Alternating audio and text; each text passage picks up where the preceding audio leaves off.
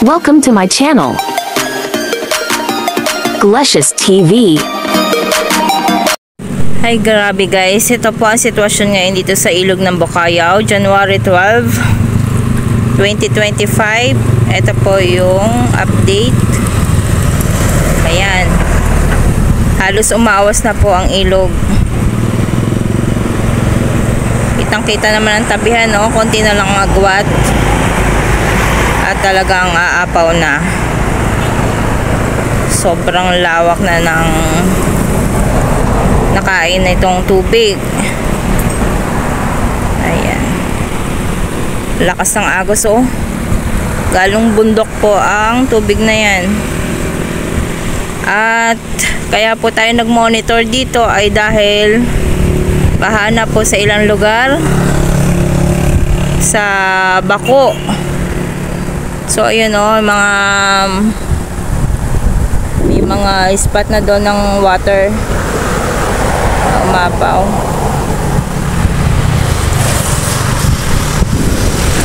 Kalmado naman po dito sa Kapatagan, maambon lang. Eh, may tapat din na water doon, oh. Pero ang problema po dito ay ang ating bundok, sinasalo niya lahat ng tubig. Kaya kahit po kalmado dito ay baha. So puntahan natin doon sa kabilang area. At yung Sampaguita ay umaapaw na rin ng sapa. Kaya i-monitor natin ang ating ilog kung babaha mamayang gabi. Tingnan natin kung anong alert na niya. Saglit lang po at hindi tayo makadaan kasi may sasakyan. Ayan, monitor natin ng ilog. Ito guys, at sobrang taas na. Ayun, grabe. Ayun, oh, napakataas na. Lubog na ang karamihan sa damo. Ayan. So may nakikita na ako na ilan-ilan na yagit. At natakuban yung warning natin na ando, nawala na, natakuban na yung warning doon. Doon nakalagay yung warning kung yellow, orange, or red alert. Kaso natakuban na po. Nawala na yung kulay. So expected na baka bumaha kasi umapaw na ang sapa ng banda ron sa may Panggalaan. Ayan, oh, may daladala ng mga yagit.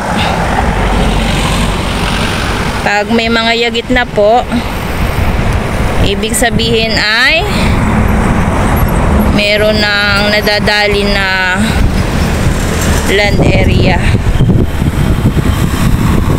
Ayun ang gagaling doon ng tubig. At dito marami ng yagit. So baka bumaha nga, ah. Ang lakas ng daloy ng tubig, oh. Ang dami nang nagiging yagit.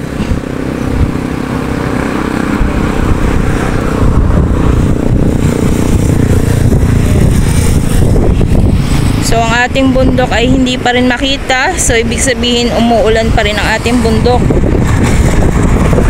At malamang ay may dala-dala pa rin mga ulan. Ano kaya mangyayari mamayang gabi? Ayan, oh. Sobrang ano na, oh.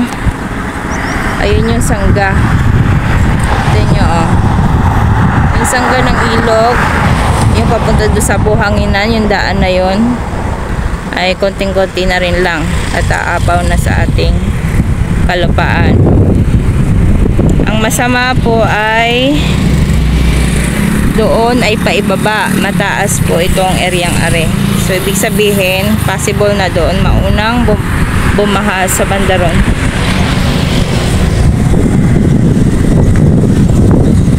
'yan So pag medyo po umano ang ating katubigan, bumaba, sana naman ay maayos nila yung kulay na mapinturahan ulit para makita yung alert. Banda ron yung red alert, oh, natakuban na. Tinakuban na ng mga damo, so naka red alert na po siya. Hindi na po makita dito yung kulay. Yung red alert ay naandun. Ayan, naandun sa may anong yun, natakuban ng, ayan, naka red alert yun. Ayun, okay, isinog ko, kaso nga lang dito sa camera ay hindi po kita. Naka red alert na po siya.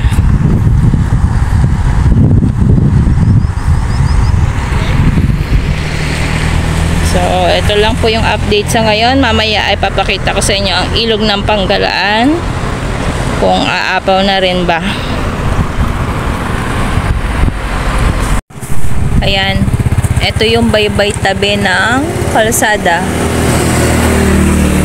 At konti na lang ay aapaw na sa kalsada ang tubig. Ay.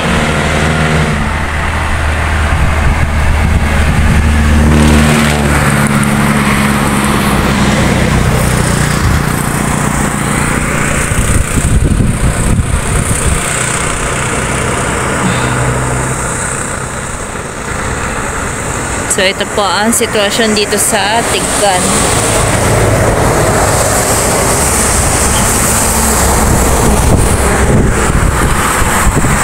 Tuloy-tuloy naman ang biyahe. Yun nga lang, ipag-apaw ng tubig ay delikado. So ito ay flood prone area at pupuntahan natin ang Panggalaan. Ayan guys, ito naman ang sitwasyon dito sa Panggalaan Bridge. So, malaki na talaga ang tubig.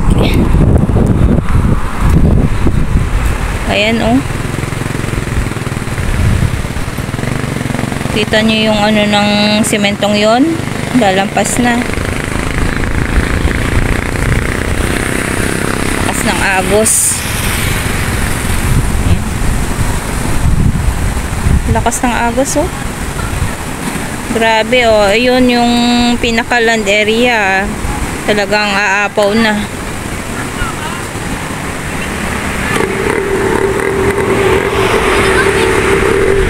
So, ayan po. Grabe ang lakas ng daloy ng tubig. Halos yung mga sagingan na ano na doon, nadali na. Tingnan natin dito sa kabila. Ito po ang Panggalaan. At pag umapaw ito ay siguradong babaha doon sa mababa doon. So ito yung kabila. Try natin tingnan. I-update natin ang mga kababayan natin dito sa Nauhan. Sitwasyon natin. Alert po. Ayan. Umano na talaga sa pinakang gilid. Lakas ng agos.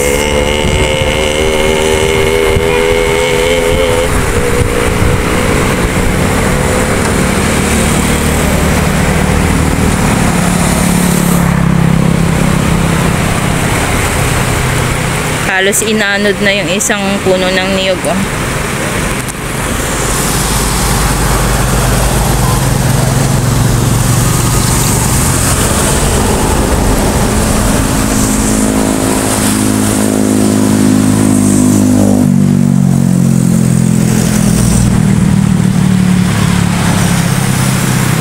Lakas ng agos, oh. Talagang may ipo-ipon na yung gitna, oh.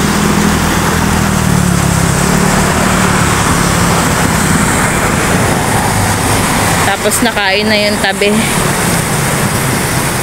Kakaawa naman ari mga nasa, lalo na yung dulo. Yung iba nag-aantabay na po. Yung ibang mga sasakyan doon nag-check na rin. Magiging sitwasyon dito sa atin. Yan guys, ang susuungin nating baha. Ako, hindi ko alam kung makakalusot ang aking motor, aking e-bike. Parang hindi kakayanin. Mataas ang ano, baka abutin yung battery ng aking ano.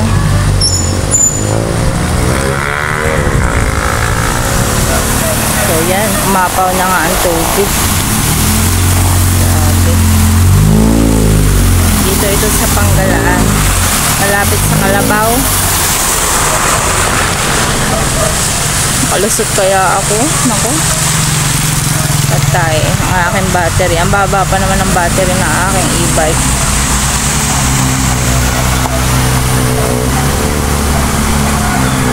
Ayan o. Buti sana kung walang kasalubong. So nandito po ako sa dulo na wala pang tubig. Sa gitna, hindi ko alam kung malakas, mataas.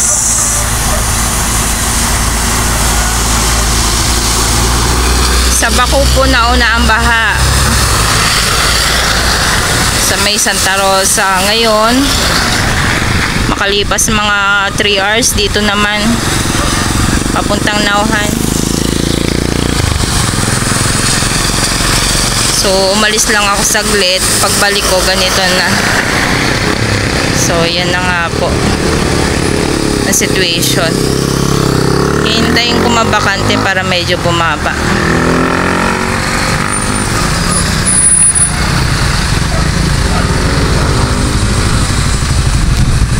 Titingnan ko kung gaano kataas yung bandang gitna. Parang mababaw naman sa gitna. Ang tabi lang ang delikado.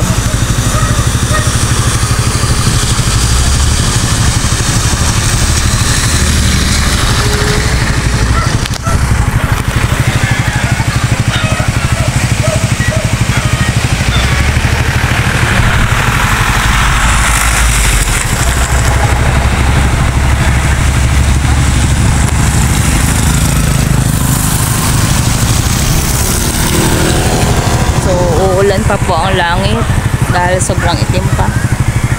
Kaya mamayang gabi naku, patay oh. Sobrang dilim pa ng langit. Tingnan natin mamayang gabi kung paano.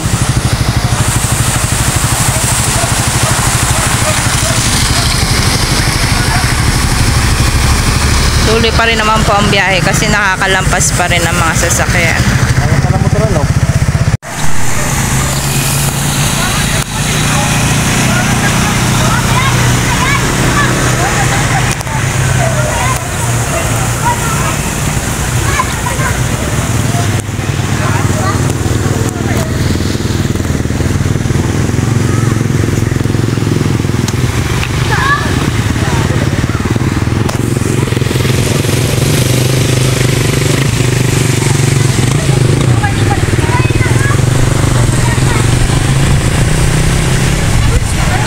Thank you for watching. Hope you subscribe to my channel, Glecious TV, and click the like button